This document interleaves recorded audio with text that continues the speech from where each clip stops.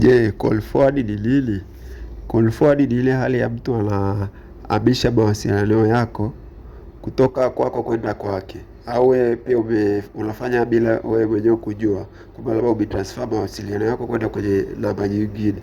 Kwa hiyo ndio ile inatokea hata upokee call ya aina yoyote, mtu anakuambia anakupigia lakini mbona upokei, au anaweza akapokea mtu mwingine lakini haelewi, mbona sielewi mtu aliyepokea ni mtu gani.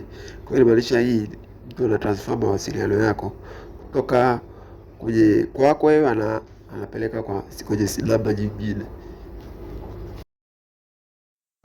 Dalili kuu ya call forward inamaanisha namba yako inakuwa haipatikani kwa baadhi ya call. Na labda kuna namba hii ikikupigia haipatikani, ila nyingine zinapatikana. Kwa hiyo kuna baadhi ya namba zinakuwa zimefanywa call forward, kwa hiyo unakuwa upatikani.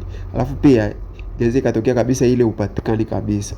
Upo na mtu hapa karibu kabisa lakini ukimpigia hapatikani. Inamaanisha hapo hivyo kuna call forward ambayo imefanyika. Dalili nyingine pia SMS. Ukiwa unatuma SMS inaonyesha delivery, ila ukimuuliza muhusika anakuambia mbona mimi message haijafika, lakini ukiangalia tayari delivery imeleta, kama ndani yako message kama inaonyesha delivery, ukiangalia inaonyesha tayari delivery ipo. Kwa hapo kuna changamoto ya call forward.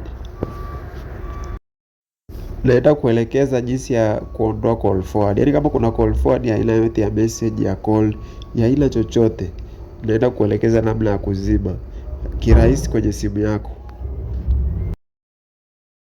Utaingia kwenye app yako ya kupiga simu, kama ni app yako au kama unatumia simu ndogo sawa. Utaingia kwenye menu yako ya kupiga, utaandika reli 002 reli.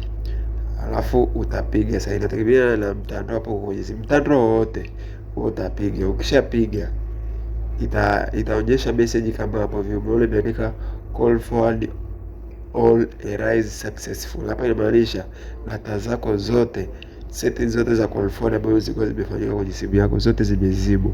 Kwa hiyo ndio njia rahisi ya kuzima call forward.